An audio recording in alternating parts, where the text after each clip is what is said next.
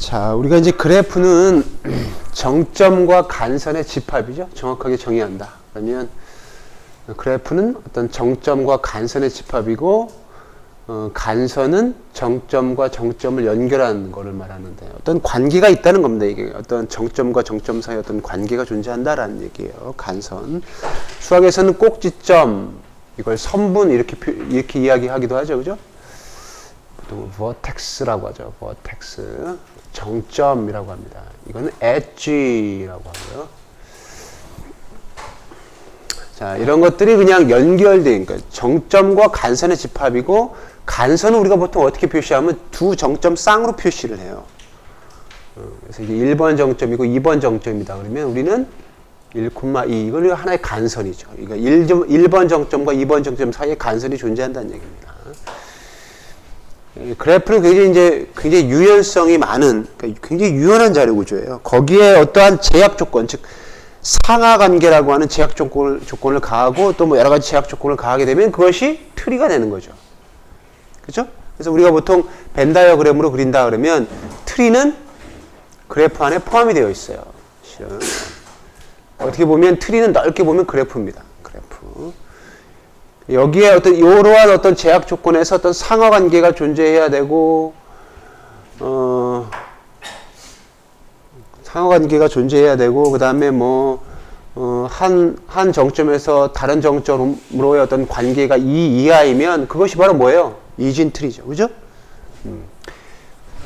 이러한 것이 있고. 우리가 보통 어떤 링크라고도 하는데 그 엣지, 간선의 가중치가 부여되는 것을 또 네트워크라고 하는 용어를 써요. 이거 도로망이라든지 GPS라든지 일상적인 사회 현상을 표현하는데 굉장히 적합하죠. 예를 들면 여러분들 각각 개인을 하나의 정점으로 보고 그 어떤 선호도, 이 사람은 얘를 좋아하고 이렇게 좋아하고 어떤 선호도, 이렇게 선호도를 관계를 표시할 수도 있어요. 그죠? 거기에 어떤 선호하는 어떤 정도, 그거를 10점 척도로 한다 그러면 9, 5, 2, 1, 6. 그렇죠? 이렇게 간선의 가중치를 부여함으로써 상당히 일상적인 사회 현상이라든지 자연 현상이라든지 이런 것들을 다 표현할 수가 있습니다. 그래서 그래프가 중요한 거예요. 그래서 여러분들이 수학 시간에 그래프를 배우는 거야. 자, 그러면 우리가 이러한 일상생활에 있던 어떤 현상을 그래프로 표현을 했어요. 근데 우리는 이걸 어떻게 컴퓨터로 잘 풀 거냐에 대해 접근을 해야 된단 말이에요. 이거를 우리가 어떻게 표현할 거냐. 두 가지 방법이 있는데, 하나가 여기 나오는 바로 인접 행렬이라고 하는 걸 가지고 표현할 수도 있고, 그래프를 표현할 때, 또 하나가 이제 인접 리스트라고 하는 방법으로 표현할 수가 있습니다. 일단 인접 행렬은 여러분들이 알겠죠? 일단 이게 정점이 되는 거죠. 이게 정점이 됩니다. 이게 즉 2차원 배열의 어떤 그 첨자, 이것이 정점이 되는 거고, 2차원 배열 안에 있는 이러한 값이 다 뭐예요? 어떤 간선이 되는 거죠. 간선. 이때 이 그래프 같은 경우는 무방향 그래프예요. 즉 간선의 방향이 존재하지 않습니다. 따라서 자기 자신으로의 어떤 간선이 존재하지 않는다면 대각선은 다 0일 테고, 이 대각선을 기준으로 대칭이 될 수밖에 없겠죠. 그죠? 그래서 1에서 2로 가는 간선이 존재하면서 다시 또 2에서 1로 가는 간선이 존재하기 때문에 이렇게 대각선을 기준으로 대칭이 될 수밖에 없습니다. 즉 무방향 그래프일 경우. 인접 리스트는 뭐냐면 이렇게 표현해요. 이렇게 연결 리스트로 표현하는데, 이렇게 서로 연결되어 있는 걸 이렇게 연결을 시키죠. 1번과 2번 연결되어 있죠. 또 2번 정점은 뭐와 연결되어 있어요? 1번과 연결되어 있고, 또 3번과 연결되어 있고, 또 4번 연결되어 있지, 그지? 그 다음에 3번 정점 또 뭐와 연결되어 있어요? 그쵸. 2번이랑 7번. 이런 식으로 하는 것이 바로 인접 리스트입니다. 알겠죠? 근데 우리가 어떠한 문제를 푸느냐에 따라서 어떤 경우에는 이렇게 인접 행렬로 표현해서 푸는 것이 더 좋고, 또 어떠한 경우에는 인잡 리스트로 표현하는 것이 더 좋은 경우가 있어요. 그런데 우리 교재에는 인잡 리스트는 좀 상당히 좀 표현 자체가 좀 복잡하기 때문에 직관적이지도 못합니다. 그래서 다 우리 교재에서는 이 인접 행렬로 표현하는 방식이 지금 설명이 되고 있어요. 일단 첨자가 요 값이 1이라는 얘기는 무슨 얘기일까요? 간선이 존재한다는 얘기죠. 그죠? 요 1이라고 하는 건 2정점과 4정점에 간선이 존재한다는 얘기예요. 이렇게 좌우대칭이라는 얘기는 무슨 얘기야? 무방향 간선이 존재한다는 얘기죠. 방향 그래프는 간선의 방향이 존재하는 것인데, 그렇다는 얘기는 이 대각선을 기준으로 대칭이 되지 않아요. 그죠? 우리가 보통은 행우선 원칙에 의해서 1에서 2로 가는 간선이 존재한다 그러면 1에서 2로 가는 간선, 자, 행우선 원칙에 의해서 보통 합니다. 1에서 2로 가는 간선이 존재하되 2에서 1로 가는 간선은 존재하지 않죠. 그죠? 자, 이런 식으로 다 해놓은 것이 이러한 인접행렬로 표현이 되는 거예요. 자, 이렇게 무방향 그래프, 방향 그래프라고 하는 것이 존재한다. 자, 그래프는 뭐 요 정도까지만 해도 여러분들이 대략 뭔지 알 테고요. 자, 이제 바로 그래프 탐색 알고리즘을 볼 텐데, 사실 이 탐색은 찾는 경우가 아니에요. 여러분 좀 조심해야 돼. find가 아닙니다. 찾는 것이 아니고 not find but reverse, traverse예요. traverse.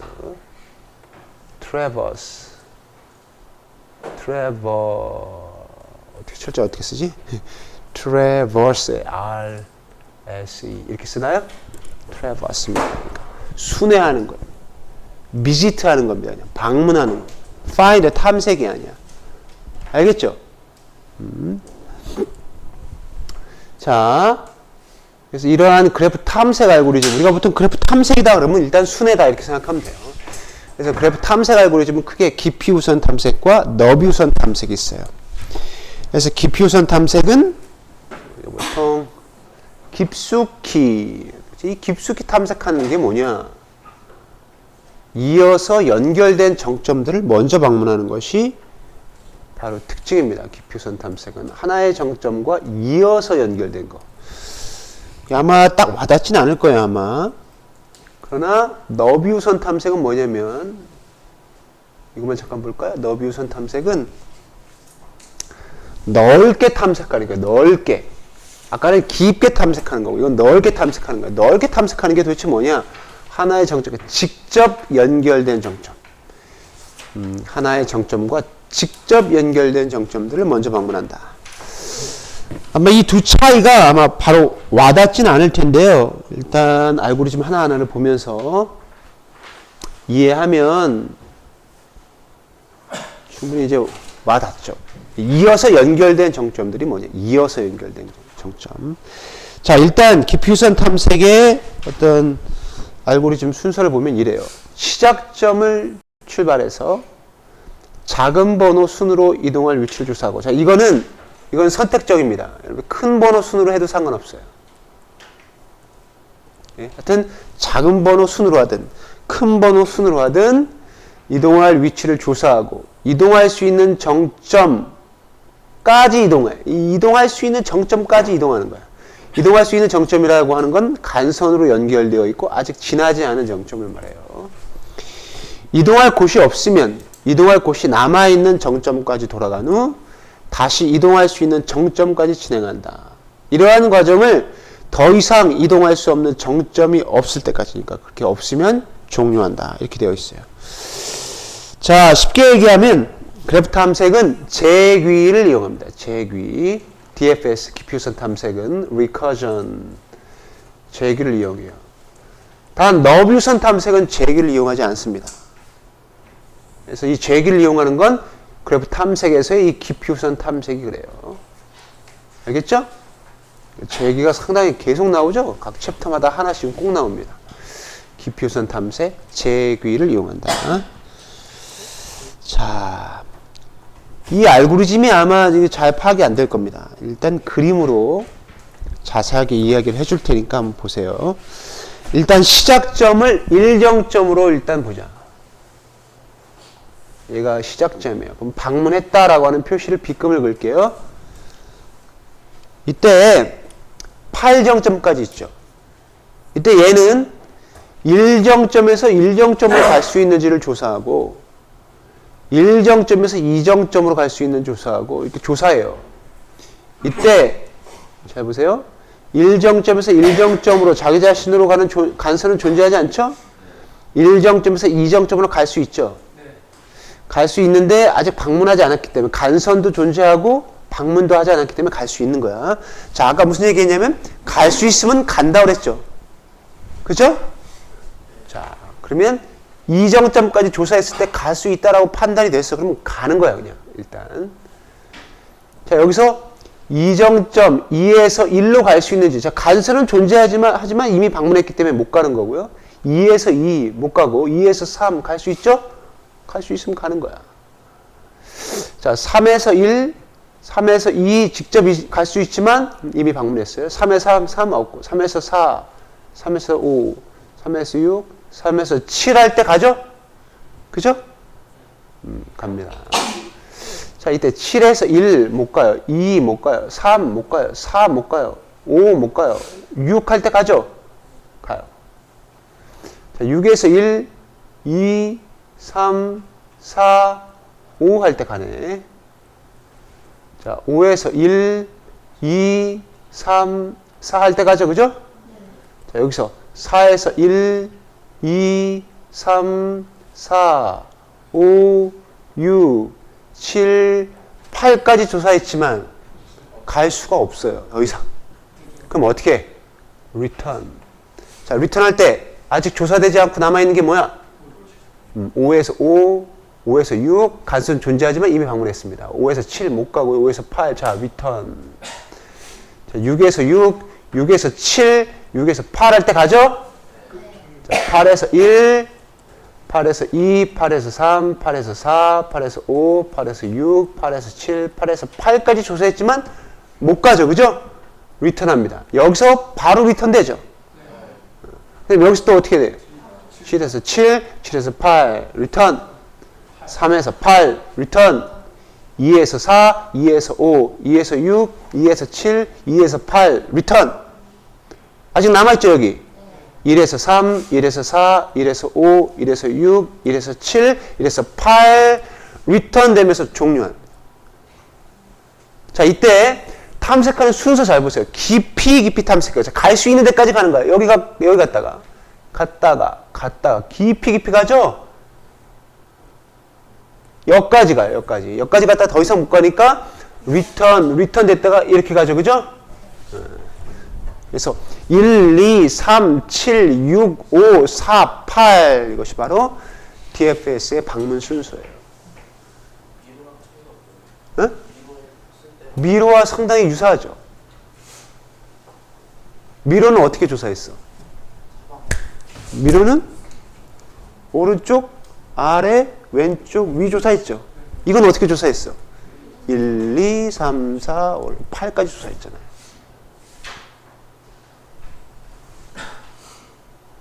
됐어요? 자, 이때 얘들이 어떠한 방식으로든 간선이 존재하는 한 어떻게 돼요? 다 방문하죠. 다 방문하지. 그지? 여기에 또 간선이 존재한다. 뭐 여기에 간선이 존재한다. 여기에 간선이 어떠한 복잡한 간선이 존재하더라도 일단 어떤 시작점에서 DFS를 하게 되면 모든 노드를 아무리 복잡해도 모든 노드를 방문한다라고 하는 것이 보장이 돼요. 알겠죠? 자, 이거를 우리가 실제로 어떻게 구현할 거냐? 일단 간선이 존재한다라는 얘기는 무슨 얘기입니까? 간선이 존재한다. I정점과 J정점을 나타내는 인접행렬에 일이 존재한다는 얘기죠. 그죠? 그리고 방문했냐 안 했냐는 우리가 이제 방문 1차원 배열, 이거 플래그라고 되어 있는데요. 1차원 배열을 뒀어요. 1차원 배열을 두고 VJ가 0이다라는 얘기는 J정점을 아직 방문하지 않았다는 얘기야. 알겠죠? VJ가 1이다라는 얘기는 무슨 얘기예요? J정점을 방문했다는 얘기야. 근데 VJ 값이 0이다라는 얘기는 J정점을 아직 방문하지 않았다는 얘기예요. 이걸 가지고 우리가 방문 여부를 판단하겠다. 자, 그래서 실제 코드를 한번 보면 상당히 간단합니다. 여러분들 보면. 자, 이러한 인접행렬 값이 초기화가 됐다는 얘기는 무슨 얘기야? 그래프가 입력이 됐다는 얘기죠? A 배열에 인접행렬로, 2차원 배열로. 그 다음에 메인 함수, 자, 필요한 변수 선언해줬고. 그 다음에, 자, 방문 플래그를 선언했는데요. 이게 방문 플래그 1차원 배열이에요. 1차원 배열, 여기. n 플러스 1 한 것은 1첨자부터 사용하기 위한 거예요. 1첨자부터. 1첨자부터. 그러니까, V1이라는 얘기는 무슨 얘기야, 그러면? 1번 정점의 방문 여부를 나타내는 거죠. 그죠? 1번 정점의 방문 여부예요. 지금 현재 정점은 1번에서 8번까지 존재해요. 자, 그래서 이게 다 0이에요, 이쪽은. 0첨자를 쓰지 않습니다, 지금. 이것도 다 0, 이것도 다 0이죠? 무조건 0으로 채우고, 나머지는 실제 간선의 존재 여부에 따라서 0으로 채우고, 또는 1로 채우고 해주면 되는 거죠. 자, 방문 플래그를 0으로 초기화시킵니다.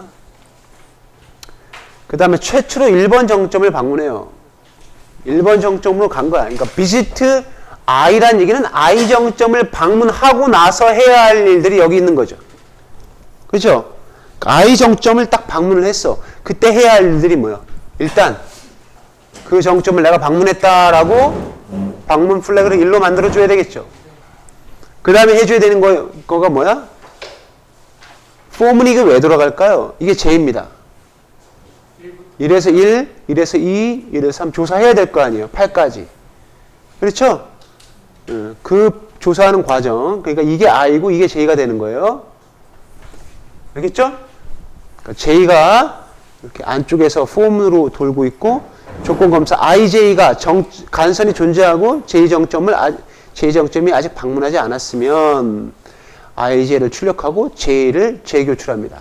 자, 이때 이 포문이 다 끝나기도 전에 재교출해요. 즉 1, 2 조사했을 때 갈 수 있으니까 그냥 간 겁니다. 재교출한 거야.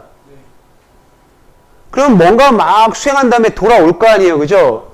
돌아왔을 때 어떻게 돼요? 여기서 재교출됐다가 돌아왔을 때 어떻게 될까? 아직 포문이 그 상태에서 끝나지 않은 상태에서 갔기 때문에 돌아오면 나머지 포문을 진행해야 될 거 아니에요. 그죠? 나머지 포문을 진행한다는 얘기는 무슨 얘기야? 1에서 3, 1에서 4, 1에서 5, 1에서 6, 1에서 7까지, 1에서 8까지를 조사한다는 얘기죠. 이겁니다. 재기적으로 하고 있어요. 비지트. 재기. 상당히 그 미로 문제와 유사하죠. 미로 문제와 코드 자체도 상당히 유사하다라고 하는 걸 알 수 있고, 그때 이야기할 때 무슨 이야기 했으냐면 백트래킹 코드 스타일을 따른다고 했었어요. 그것도. 자, 여기 잘 보세요. 백트래킹 코드 스타일 함수 나오고 폼은 나오고 if은 나오고 그 안에 재교출하고 있잖아요. 그죠? 경우에 따라서 이 두 가지가 어떻게 된다고 그랬어요? 이게 바뀌어질 수도 있다고 그랬어요. if는 나오고 그 안에 for문이 나오고 그 안에 재교출이 나올 수도 있지만 또 이런 경우도 있을 수 있습니다. 그래서 이게 아주 전형적인 백트래킹 코드예요, 이것이. 여러분들 백트래킹에 대한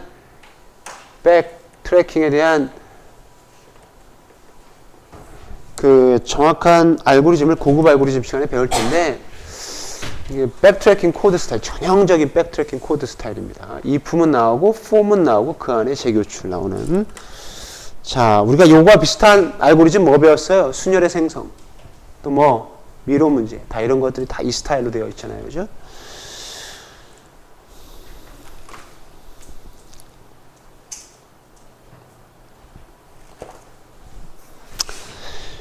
요거를 우리가 이제 이그잼 51 한번 지금 해볼 텐데요. 여기서 정말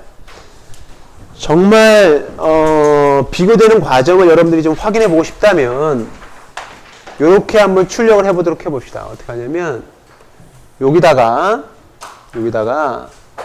printf 해서 ij를 비교 땡땡 %d 해주고 역/n 해주고 i, j를 출력해요. 알겠죠?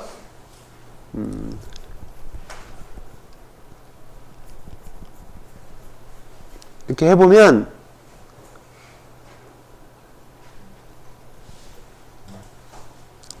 일단 처음에는 요거를 주석 처리해놓고 한번 출력을 해봐. 그러면 어떠한 순서대로 DFS, 이게 탐색하는 과정, DFS 탐색 순서가 출력될 거야, 아마.